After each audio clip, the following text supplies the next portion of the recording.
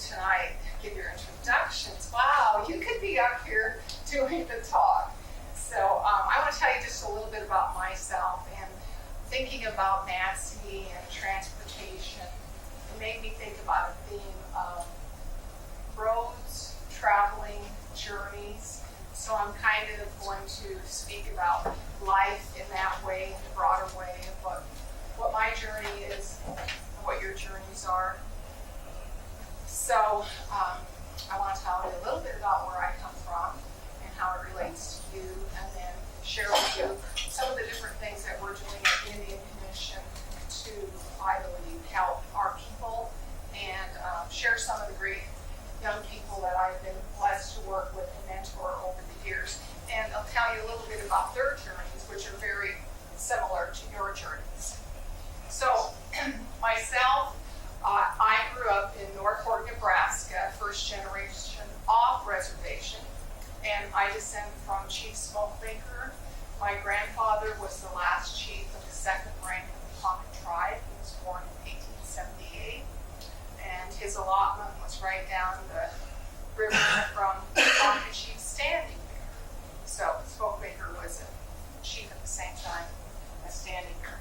When Standing Bear died in 1908, my grandfather was 30 years old, to kind of put it into context. My mother went to the Genoa Indian School, which was one of the schools. There's a picture of the Genoa Indian School down the bottom. The Genoa Indian School was one of the military schools in the United States, and the purpose was to kill the Indian and save the man. So my mother and two of her sisters went to the school, and after my mother was at the school, she went back home, and she became on the tribal council for the Ponca tribe when non-Indian women weren't doing such things. Her mother was Dakota, Santee, and my grandmother was born in 1890 and on the Santee Reservation. My great-grandmother was born in 1858 up in North Minnesota, just prior to the hanging at Mankato, the largest mass hanging of Native people. And so my mother's mother, my grandmother, went to school at Santee, at the Santee Normal Training School, where they didn't have to give up their language in the beginning years. So my grandmother was very blessed because her language was the Dakota language, and she spoke that all of her life. And she lived to be 88 years old and lived in our home. When I was a child, growing up until I was 10 years old, I slept in a twin roll-away bed in the kitchen with my grandmother and little sister. And there were 13 of us in a 3-room house with an outhouse until I was 10 years old. So I was really blessed to have such great role models as my mother and my grandmother and my grandfather, and those are who my heroes are.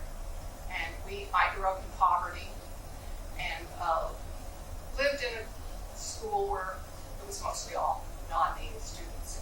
That's kind of a real hard thing to do and a real struggle. But nonetheless, at school, I realized that I found out for the first time that I was poor. I went home with a friend at school that her father was a dentist, and she had 2 beds in her bedroom, and she only used 1 bed, and the other bed was like, "Oh, Jan, what is that? Who sleeps in this bed?" And she said, "Nobody slept in the bed. It was her extra bed." And I just couldn't comprehend that because I was sleeping in that little folded roll-away bed, and then I started to realize how I lived was so different from what her life was like. But I was as good a student as she was. I loved school, and I was really good at school. Where I lived was a salvage junkyard. When my mother moved to Norfolk with my grandmother and my eldest 3 siblings, no one would rent to Indian people. So there was a black African-American man that had a salvage junkyard. His name was Henry Jones. And his mother was Harriet Jones, and she was a Baptist minister. And so, as they say, there was no room at the inn, and Henry Jones was a slum landlord. So my mother was able to find some housing, but we were at the bottom of the barrel. so a lot of times people don't know when they meet me, that I am a junkyard dog, and I'm a lot tougher than people think. I am not a res Indian, but I'm an urban Indian, and I grew up in a rough place where I had to always be looking out for boys that were scary boys, that would do harm to us and throw rocks at us. And every day I had to walk through that junkyard with a plan to think, how was I going to make it? And sometimes coming home the same way. But okay, so not to go too far into my life with 10 brothers and sisters, but I just want you all to know that I can relate to, some of the challenges that you have, and but that doesn't define who we are. And because I liked school, when I started in college, I went to a small college like any of you are going to in Northeast Nebraska Community College. And then as the road goes and the journey goes, you take these different turns in the road. I got married and had two children, and that didn't go so well.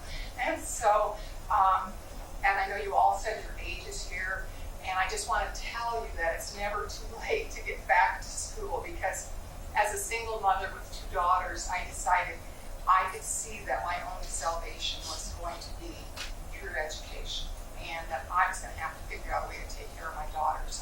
I couldn't depend on anybody. So I was very fortunate that when I was 40 years old, I went back to college and got my bachelor's degree. And I did that while I worked full-time as the director of the Indian Commission. When I started, I worked for the Ponca tribe. And our tribe was terminated in 1962 and restored in 1990.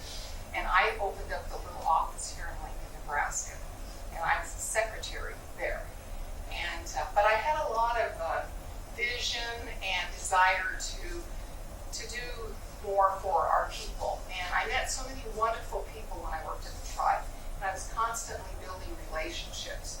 And that's something that I really encourage all of you as you're going through this journey, to be always building new relationships.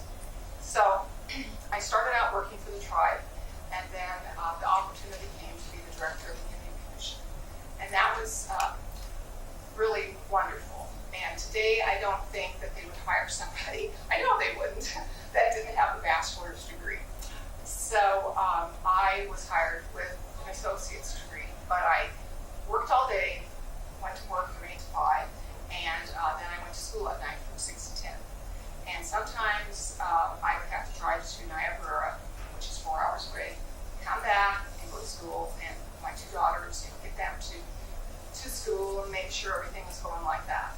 But somehow it all worked out. So you're never too old to go back to college. And then while I was the director of the Indian Commission, I continued to go to school and get my master's degree. And now today I am on the board of trustees at Doane University, the first Native person to be a trustee. So that's kind of my educational trajectory that has brought me here tonight. My two daughters, they both graduated from the University of Nebraska. My youngest daughter got a teaching degree, and my oldest daughter received her bachelor's degree in sociology. And she was a McNair Scholar to start with, because at the time I didn't have a degree. She was going to get her PhD, but she decided after taking a sociology class with Dr. Michael Combs that going to law school would be a way for her to help people more than getting her PhD. So for her, that was the path that she took. She had a full scholarship to the University of Nebraska, that law school scholarship that is still here today, the Standing Room Scholarship. If you want to go to law school, full ride scholarship. We've had 3 young ladies go through that program so far. So my daughter was going to go there to school. She had her own car, she had rented an apartment, but the summer before she went to law school, she took a different path, and she went to the Pre-Summer Law Institute down in Albuquerque. And they had about 40 students there. She was the top student of all those students, and she was offered opportunities at 4 or 5 different colleges. She was offered the scholarship at St. Louis, and in the end, she went to New York City to Columbia Law School. So she had to sell her car. give up her lovely apartment with a fireplace and move to a huge city. You talk about going from Walthill to Lincoln. Well, imagine going from Lincoln to New York City with not very much money in her pocket. And when she went there was a student that was going to be a 3L law student, and she told me that when she got there, she didn't have a room yet when she accepted this, because it was kind of a fast thing. She had to give up that scholarship and go. So she said she was going to stay at this person Jossie's place, and well, that made me feel good that there was somebody there, another named person that she could stay with until they got her in a dorm. Well, sometime later, I found out that Jossie wasn't a girl, but Jossie was Jossie Ross, a 6'4" Blackfeet Indian man. That was quite shocking, but anyway, he was very nice and is still a dear friend of our family's. And so there was Jossie and another girl, Vanessa Hodges, that she was a year ahead of my daughter in law school. So Katie, my daughter, was able to graduate from law school there, and she practices Indian policy law in Washington, D.C. at AD Law Firm. She specializes in water law, and she did the Crow settlement for the Crow. That was about $465 million, and they succeeded with that, so the Crow can have clean water for the first time. And she also worked on the Osage settlement, which was, I think, about $365 million, and those Osage that had head rights would be able to get, I think, each got $15,000. And I brought this book along. I don't know if any of you have heard about this book, Killers of the Flower Moon. It's the book about the Osage. It's a true story, and it's a fabulous story, the Osage murders and the birth of the FBI. So if you're looking for a good book to read, I highly, highly recommend that book. Okay, so anyway, that's just a little bit about my family. Katie lives in Alexandria. She's married to a Navajo, and he's the head of the Navajo DC office.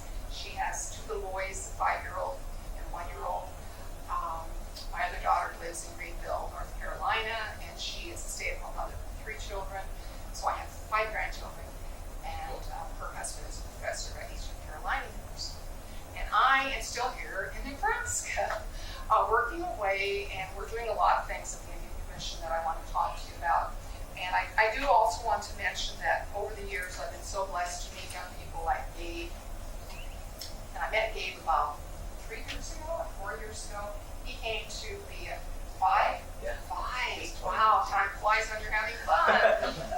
Gabe was a counselor at one of our youth leadership academies. For the last 8 years, I've been hosting a leadership academy with a lot of support from Dr. Ann Hubbard and the university. We were working with other colleges, but 2 years ago we partnered with University MATC, and that's who our pretty much permanent partner is going forward. And so Gabe, it's that path you take in life. He met me, and I said, Gabe, I had met Larry, and Larry was needing somebody over to work over there. So Gabe's working on his PhD. He got hired over there from Larry, and look at where he is. And he will be getting his PhD this spring. So we're really proud of Gabe. And all of these different students that I've been blessed to work with. I know you met Rebecca Schlechting, I believe. Rebecca's the assistant director at Mission Media. Well, I can't remember how many years ago it was, but I met her through her cousin, her aunt, Rita, and she said, "You've got to meet this. My cousin, Rebecca, she's really an awesome girl." So she brought her to lunch one day at the Blue Orchid, this Thai restaurant, and I was like, wow, I'm so amazed by Rebecca. And I do a lot with the Journalism College. I was an adjunct professor there on 2 projects called Native Daughters. I brought a couple magazines, if anybody would like these. We had Native Daughters 1 and then Native Daughters of Oklahoma. So I was able to recruit Rebecca to come to the Journalism College, and she got a full scholarship, and she received her master's degree. So if any of you would like to go to journalism school, I can help you with that. So now look at Rebecca's doing. She is so amazing. I think today she's going over to Denver for the National Congress, and she's just been selected as one of the top 40, under 40 people in America, in Native America. So she's pretty amazing. at my table tonight, I was visiting with the ladies. I think it was all ladies over there. And we got to chatting about things that I think are really relevant and for so long in America, things that happened to Native people. Just, we didn't have a voice, we didn't have a presence, we were invisible. This past year, a year ago, we worked on the White Clay, closing down White Clay. You all know about White Clay, that little place out in western Nebraska. So I worked with Senator Tom Brewer, the first state senator, who used to be on my board, who I've known for like 10 years. He was the vice chair of my board, and with Senator Patty Pansy Brooks. So I'm on the task force for White Clay. A couple weeks ago, we were having a lunch, the three of us, downtown at the Dish, and we were going to talk about our task force goals. And I said to the two of them, I'd already been doing a lot of research. I said, I think that we need to have a bill this year to deal with missing and murdered Native women. That is under the umbrella of what we have to deal with out there at White Clay. And at first they were kind of hesitant and thought, that really isn't what we set out. There were 4 specific things. And I said, but if you read the papers, it's everywhere. It's in the national news. And we have a responsibility to do something here. And in my lifetime, I want to do something about this. Because I am tired of our women and our children being murdered and trafficked. So, with a little twisting of their arms, they said, okay, I guess we can do this. So I already had a bill. I had done my research, and that's another thing for students here. Do your homework, come prepared, be armed. Nowadays we use technology. We go around, that's our weapon. Those are our guns today. So I had done my research, and I found a bill from Washington State where they'd already introduced successfully last year a bill to protect Native women and missing women and murdered women. So I passed that out to them, and it was pretty simple, and they looked at it like, hey, this doesn't look too bad. I think maybe we could do this. So we quickly drafted this out. I mean, it was working frantically, and within less than a week, we had a press release, and we went out to the public. So going forward now, we are going to do that. And one of the things that I want to do after visiting with the ladies tonight is they had so much valuable information. I'm here in Lincoln, and I don't always know what's going on, and you do. So I want to go out and maybe work with Gabe as he goes out on the road to try to gather information from the communities and any ideas and suggestions and things that we can do to make that bill better. We don't just want to have something that's, window dressing, but doesn't really have an impact. So that's one of the going forward things that I'm working on that I think that you would all find meaningful, and in a way you can help us. I'd appreciate it. Up on that screen, there's also the Genoa Indian School and the Dr. Susan Hospital. Those are 2 other projects that I'm working on. The Genoa Indian School, what we're doing there is the University of Nebraska received a $300,000 grant to digitize all the records from the school. So we have a team working on that, and we work with 4 tribes. Each of the chairmen are co-chairs, and Dr. James Wrighting and I are the honorary co-chairs, along with Dr. Martha Jacobs, who received the grant. So we've had 2 meetings thus far, and they've gone to Kansas City, where some of the records are for the school. The school closed in 1934, and it became a penal colony. And they sent the records to the Smithsonian all over. So we will soon in a year have those records up. We do have a website that you can go look at. And so right now we're working on best practices of how to share that information for descendants and people across the country, so they can learn about what happened at the boarding schools, because it's time for America to know the truth about what happened here. This didn't just fall out of the sky. We didn't get like this by accident. There was a real plan to kill us, right? But you're all here, and I'm so proud of all of you that you came here and you took a risk and you decided to take advantage of this opportunity. I passed out some brochures, but I'm sorry, I should have brought more. Another project, many projects, I have a staff of 3, and we're in the state capitol on the 6th floor, a budget of $230,000. So I think we do some pretty amazing work with some dedicated people, and I have 14 Indian commissioners that work with me to support, and he is one of those for the city of Lincoln. We have taken on a project.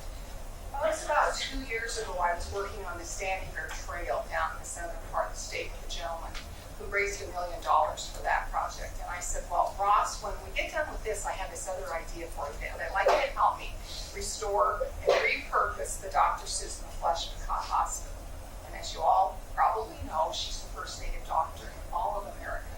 So for the Omaha people, she is your wonderful hero and a positive role model for all of us, and someone that I admire greatly. So Ross said, okay, when I get that done, Judy. So when we got the trail done, I said, okay, it's time. So a year ago, we convened, here in Lincoln, I convened a little work group, and we had a bunch of volunteers. And we have now come forward. We received a $100,000 USDA grant to do a strategic plan, needs assessment, architectural and engineering of that. And so the Indian Commission, we were the applicant, and we're executing that for the year. We've raised $60,000 other private dollars. We have to raise about $2.5 million to actually get this place totally redone. I mean, it is going to be so awesome. And we are going to hire like a director, let me put my wrist over here, somebody to run the place, and we want to have staff. And we will also raise the money for an endowment, because we don't want it to end up like it did now. Back in the 90s, it was really going strong. And then for lack of money and stability, it fizzed out. So we're looking at long-term sustainability. So that's what I've been spending a lot of my time on, meeting with people, going around the state. The other night I was at the Solar Award dinner, and sometimes you see people doing things and you think, oh wow, they got an easy job, or they're not doing anything, they're just having fun. Typically when I go to dinners, I hardly eat because I'm talking and I'm working. Well, sitting next to me was this gentleman, and these guys know how I am. I'm always looking for resources to help. So there's this doctor sitting next to me from Omaha, and he tells me he's retired. I just happen to have one of those brochures with me in my business card, so I gave it to him, and I said, I need your help. And he said, well, tell me, what do you do in your job? And he was saying all kinds of interesting things, like, well, most Indian people I know aren't as tall as you. Seriously, stereotypes. They were all short little Indians, but he had been in Alaska, and that's what he said he saw them. Nonetheless, he was really interested and intrigued, and he had read this Killer of the Flower Moon. So I'm hoping that he's going to be somebody that will donate money for that. And so some of you that are going to school now at NICC, you could possibly help us and have jobs at the Dr. Susan Hospital. It won't be a hospital, it'll be more a museum, and we'll have a curator. We hope to have maybe a language lab. We have commitments from legal aid, so we'll have a domestic violence outreach coordinator. And as we have said, many of our women experience domestic violence, and so we have already a person that works in that for legal aid, and so that could be an outreach. I'm meeting next week with UNMC, people over there, Dr. Gold and Bob Barty, to talk about some distance mental health that could be provided there at the Dr. Susan down the road. So let's say you have PTSD, you could come in there and you could get online and have a counselor talking to you from Omaha. So distance learning, we're also talking about having a makerspace. We're going to have like a van, and on the outside of it we're going to have, I don't know what they call these things, but they cover the van with some stretchy thing. And it's going to have this is my dream idea, but Dr. Susan with her buggy and her 2 horses, picture of her, and the makerspace will go around like she did with her doctoring. We'll take it up to Santee, we'll take it over to Winnebago, to Macy, to Walhill, wherever we needed it to go. So I've met with you in University of Nebraska makerspace people. They're very interested. So that's kind of some of the ideas of what, it's all going to flow from that strategic plan. Can't be my ideas, it has to be the ideas of the community and what they want and what they feel is the value. But we're really excited about that, and I said I was going to be short tonight, and I could go on. I have a long list of all these young people that I've worked with. Angel Galler, she's a student over at Wesleyan.